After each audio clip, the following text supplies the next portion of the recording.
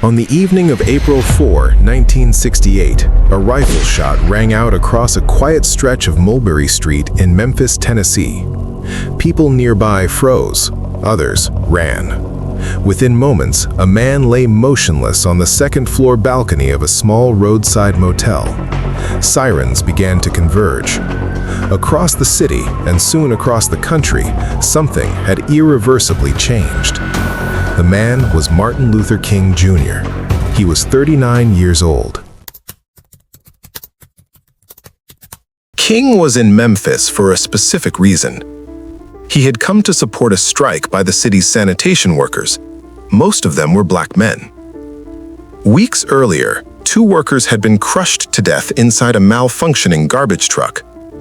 The city refused to recognize the workers' union or meet their demands for safer conditions and fair pay. The strike had stalled. Tensions were rising. King believed the outcome mattered far beyond Memphis. By the spring of 1968, King's role in American life had expanded and hardened. He was no longer focused solely on desegregation or voting rights. He was publicly criticizing economic inequality. He was opposing the Vietnam War, and he was organizing what he called the Poor People's Campaign, a plan to bring thousands of impoverished Americans to Washington to demand structural change. That shift had drawn intense opposition from politicians, from media figures, and from within the federal government itself. King arrived in Memphis under strain. A march weeks earlier had descended into violence after a small group broke windows and clashed with police. City officials blamed King. He blamed poor planning and aggressive policing. Federal agencies were already monitoring his movements.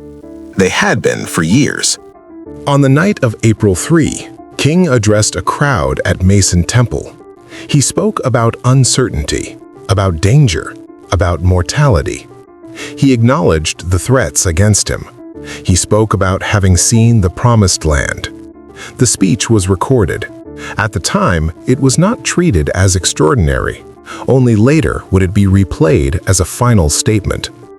The next day, King stayed at the Lorraine Motel, a modest establishment that often hosted black travelers and leaders excluded from downtown hotels. He was assigned room 306. That evening, he stepped onto the balcony outside his room. He leaned against the railing. He spoke casually with friends in the parking lot below. At 6:01 p.m., a single bullet struck him in the neck. King was rushed to St. Joseph's Hospital. Surgeons attempted emergency procedures. The injury was catastrophic. He was pronounced dead shortly after 7 p.m. The response was immediate. Television networks interrupted programming. Radio stations broke into scheduled broadcasts. Within hours, grief turned into anger. In more than 100 cities, protests escalated into unrest. Fires spread. National Guard units were deployed. Federal troops were placed on standby. The country experienced one of the most volatile nights in its modern history. President Lyndon B. Johnson addressed the nation the following day. He urged calm. He called on Congress to pass long-delayed housing legislation aimed at curbing discrimination. The Fair Housing Act had been stalled for months. After King's death, political resistance collapsed. The bill passed within days. While the country reacted, the investigation moved quickly. Across the street from the Lorraine Motel stood a boarding house. In a shared bathroom, police recovered a rifle, binoculars, and personal belongings. Fingerprints were lifted from the weapon. Witness statements were collected. Within hours, authorities identified a suspect. His name was James Earl Ray. Ray was a fugitive with a history of petty crime. He had escaped from a Missouri prison the previous year. Records showed he had been in Memphis under an alias. After the shooting, he fled the city almost immediately. Ray traveled through Canada and Europe. He was arrested 2 months later at Heathrow Airport in London, while attempting to board a flight using a false passport. He was extradited to the United States and charged with murder. In March 1969, Ray pleaded guilty. He was sentenced to 99 years in prison. There was no trial. 3 days later, Ray recanted his confession. He claimed he had been manipulated. He denied firing the shot. He insisted he was part of a larger plot. From that point forward, the case entered a different phase. Ray began naming a mysterious figure he called Raoul.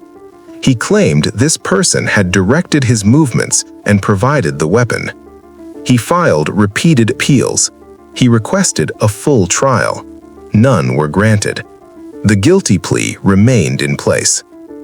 The official position of the U.S. government was consistent. James Earl Ray acted alone. But doubts did not disappear. King's family publicly questioned the investigation. They pointed to inconsistencies in timelines and witness statements. They raised concerns about the speed with which the case was closed.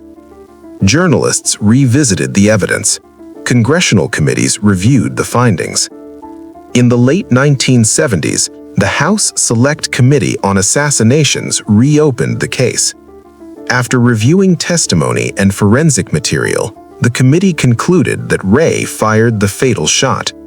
It also suggested there was a likelihood of a conspiracy based largely on disputed acoustic analysis.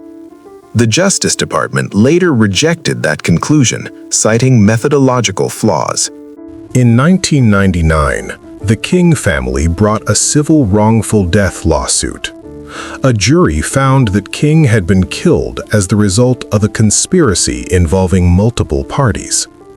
The case relied on testimony from a limited number of witnesses. The federal government was not a defendant.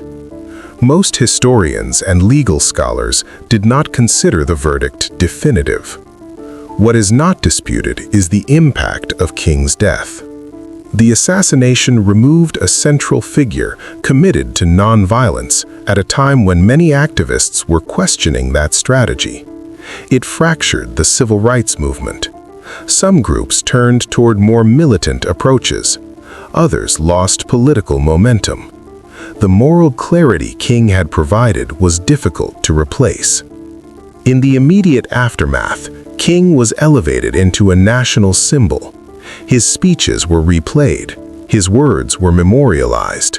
Streets were renamed. A holiday was eventually established in his honor. But many of his final positions were softened or ignored. His opposition to the Vietnam War, his critique of economic inequality, his insistence that racial justice could not be separated from labor rights and poverty. Those ideas had made him increasingly unpopular with powerful institutions while he was alive. Federal surveillance of King did not begin in 1968. It had been ongoing for years. Intelligence agencies monitored his communications. They collected personal information. They attempted to discredit him. These actions were later documented and acknowledged. They did not prove involvement in his death, but they illustrated the degree to which King was viewed as a threat by parts of the state. The Lorraine Motel did not fade into obscurity. It was preserved. Today, it is part of the National Civil Rights Museum. Visitors stand on the balcony where King was shot. They look across the street. They see the distance. They consider how ordinary the setting was. The assassination of Martin Luther King Jr. ended a life. It also accelerated legislation. It hardened divisions, and it exposed the limits of reform in a deeply unequal society. It forced the country to confront questions about power, dissent, and the cost of challenging entrenched systems. Decades later, the debates remain unresolved about justice, about accountability, about whether progress depends on moral appeal or structural pressure. King's death did not settle those questions, it intensified them. The moment on that balcony in Memphis was brief. The consequences were not.